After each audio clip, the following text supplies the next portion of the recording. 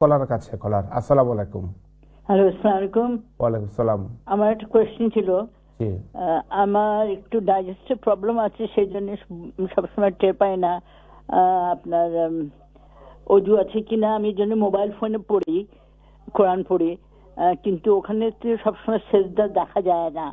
তো আমি কি সবটুকু পড়ে একটা এন্ডে ওই 13-14টা যতগুলো সেজদা আছে দিতে পারি? আচ্ছা, ঠিক আছে, তাহলে সুন্দর প্রশ্ন আপনি করেছেন। আপনি আমাদের অনুষ্ঠান দেখুন। আমরা যাচ্ছি আমাদের উস্তাদের কাছে।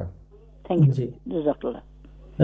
জি, আপনার আপনার জন্য দোয়া করি, আল্লাহ আপনাকে ভালো রাখুন। আপনার ডাইজেশনের জন্য যে একটা মানে আপনি বুঝেন না যে কি অবস্থায় আছেন, তো উচিত হলো যে আপনি এ করবেন, সব সময় চেষ্টা করবেন যে পাক পবিত্র অবস্থায় কোরআন শরীফ পড়তে, এবং এটাই সওয়াব বেশি হয়, কারণ আল্লাহ তাআলার কালাম তো এখানে সওয়াব বেশি। নিতান্তই আপনি যদি মাদুর হয়ে থাকেন, যেটা আপনার পক্ষে সম্ভব হয় না, সেখানে আল্লাহ তাআলা ইনশাআল্লাহ ধরবেন না। লা ইকাল্লিফুল্লাহু নাফসান ইল্লা উসআহা, আল্লাহ তাআলা কোনো মানুষের সাধ্যের অতীত কোনো জিনিস তাকে ধরবেন না।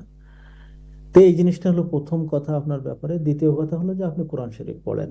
কোরআন শরীফ পড়তে গেলে আপনি অ্যাপের মাধ্যমে পড়াশোনা করেন, এটা আপনি করতে পারেন, কোনো সমস্যা নাই। কিন্তু আল্লাহ তাআলা তো মুসলমানদেরকে এমন উন্নত করেছে বর্তমান জামানায়, আলহামদুলিল্লাহ, আপনি অনেকগুলো অ্যাপস পাবেন যেখানে কোরআন শরীফের একেবারে ওই যে সাজদার আয়াত সহ এটা আপনি পেয়ে যাবেন। আপনি যদি এমন হয়ে থাকেন যে আপনি সাজদার আয়াত বোঝেন না বা আয়াত বা এগুলো বুঝতেছেন না, তাহলে আপনি অ্যাপের মাধ্যমে পড়বেন না, আপনি কোরআন শরীফের সাথে পড়বেন। দেখুন, একটা কথা মাথায় রাখা দরকার, আমার উস্তাদ মদিনা ইউনিভার্সিটির খুব নাম করা শায়েখ ছিলেন।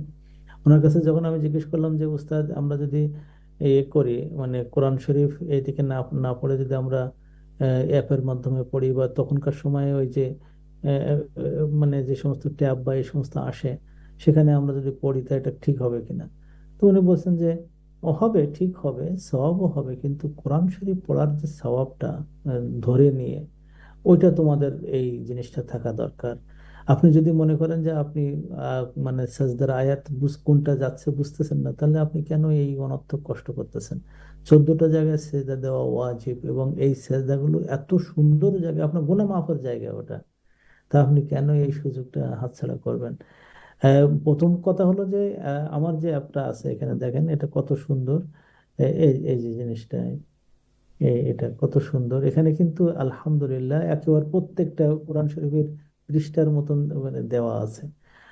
তো আপনিও এরকম যে অ্যাপের মাধ্যমে আপনি এই সেজদাগুলোর জায়গা চেনা যায়, সেই অ্যাপসগুলো আপনি ডাউনলোড করবেন এবং সেখান থেকে পড়বেন। যদি এটা না হয়, তাহলে আপনি সরাসরি কোরআন থেকে পড়বেন, কারণ শুধু কোরআন পড়া তো আর আপনার সওয়াব নিয়ে আসবে না। কোরআনের আরো অনেক জিনিস আছে, কোরআন বোঝা, কোরআনের এই সেজদাগুলো, কোরআন কোন জায়গায় পড়তে যেয়ে কোন জায়গায় থামতে হয়, কোনটা ওয়াকফুল আজম, কোনটা ওয়াকফুল গফরান।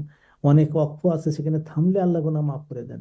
তাজ্জব ব্যাপার কিন্তু, যে ওয়াকফুল গফরান কারে বলে, যে আল্লাহ রসুল থামতেন এবং ওখানে থামার সাথে সাথে আল্লাহ মাফ করে দেন। এইসব জিনিসগুলো যদি আপনি একটু না বুঝেন, তাহলে ওই অ্যাপস পড়ে লাভ কি? এই জন্য আমার পরামর্শ হলো দুটো, একটা হলো যে অ্যাপস ওইগুলো ডাউনলোড করুন যেখানে স্পষ্ট আছে, আর এটা যদি না পারেন তাহলে আপনি কোরআন শরীফ সরাসরি পড়ুন। আল্লাহ তাআলা আপনাকে হায়াতে তৈয়বা দান করুন, এবং জান্নাতে সর্বোচ্চ জায়গায় যাওয়ার মতন উপযুক্ত আল্লাহ আপনাকে করে দেন ইনশাআল্লাহ। ইনশাআল্লাহ, আমিন।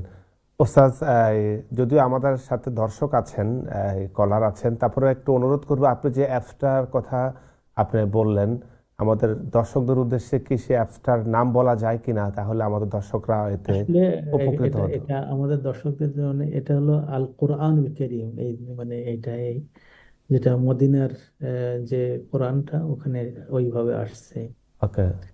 এটা। তো আল কোরআনুল কারীম, আল কোরআন এটা কারিম, লিখে, আচ্ছা, হ্যাঁ, ঠিক আছে, আল এটা কোরআনুল আপনি কারিম, জি। ব্যবহার করতে পারেন, এবং এখানে সাজদা সহ সবগুলো খুবই সুন্দর। আর 21টা তাফসীর এখানে আছে। 21টা তাফসীর, বাংলা অনুবাদ আছে, ইংলিশ অনুবাদ আছে, সবগুলো এখানে পাওয়া যাবে ইনশাআল্লাহ। ইনশাআল্লাহ। আহ, দর্শক, আপনারা এই অ্যাপসটাকে ডাউনলোড করবেন এবং কোরআনের যে বেনিফিট, ইনশাআল্লাহ আশা করছি কিছুটা হলো এর মাধ্যমে